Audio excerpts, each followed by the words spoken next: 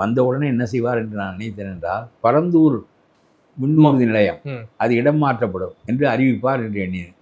அதை பத்தி எந்த அனௌன்ஸ்மெண்ட் கொடுக்காம இருக்காரு. கொடுக்கவில்லை. இவர் அதுக்காக போய் பேசியிருக்கிறார்.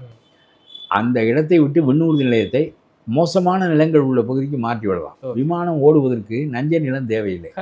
இப்பொழுது 4000 ஏக்கர் நஞ்ச நிலம், 80 ஏரிகள், 28 கிராம வீடுகள் இவையெல்லாம் காக்கப்படும். இந்த நஞ்ச நிலங்கள் 4000 ஏக்கரை உருவாக்குவதற்கு 1000 ஆண்டுகள் ஆகியிருக்கிறது. சோழர்கள் காலத்திலிருந்து வாய்க்கால்கள் அமைக்கப்பட்டு ஏரிகள் உருவாக்கப்பட்டு இப்படித்தான் நஞ்ச நிலம் உருவாக்கப்பட்டிருக்கிறது.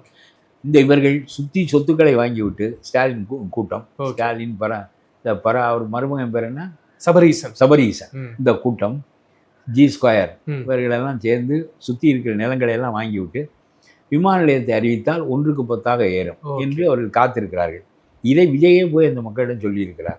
இவ்வளவு தெரிந்த விஜய் மீண்டும் அந்த மக்கள் நொந்து போய் ஆந்திராவுக்கு குடியேற இருந்தார்கள். சித்தூர் எல்லையில் ஆந்திராவுக்கு குடியேறி விடுகிறோம், எங்களுக்கு தமிழ்நாடே வேண்டாம், தமிழ் இனமே வேண்டாம், தமிழ் உறவே வேண்டாம் என்று முடிவு செய்தார்கள் எல்லா சமூக மக்களும்.